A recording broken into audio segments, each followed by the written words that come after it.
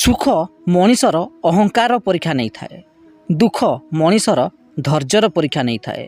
ଆଉ ଯିଏ ଏହି ପରୀକ୍ଷାରେ ସଫଳ ହୋଇଥାଏ, ଯିଏ ନିଜ ମନକୁ ନିଜ ନିୟନ୍ତ୍ରଣରେ ରଖିପାରିଥାଏ, ସେହି ମଣିଷ ହିଁ ସଫଳତା ପାଇଥାଏ। ତେଣୁ ସବୁବେଳେ ନିଜ ମନକୁ ନିଜ ନିୟନ୍ତ୍ରଣରେ ରଖିବାକୁ ଚେଷ୍ଟା କରନ୍ତୁ। ଯିଏ ଆପଣଙ୍କୁ ବାରମ୍ବାର ମିଛ କହିଥାଏ, ସେହି ମଣିଷ ସହ କେବେ ବି ସମ୍ପର୍କ ରଖନ୍ତୁ ନାହିଁ। କାହିଁକିନା ବିଶ୍ୱାସଘାତକତା ସହ ସମ୍ପର୍କ ରଖିବା ଗୋଟେ ବିଷଧର ସାପକୁ ଘରେ ପୁରାଇବା ସହିତ ସମାନ ହୋଇଥାଏ।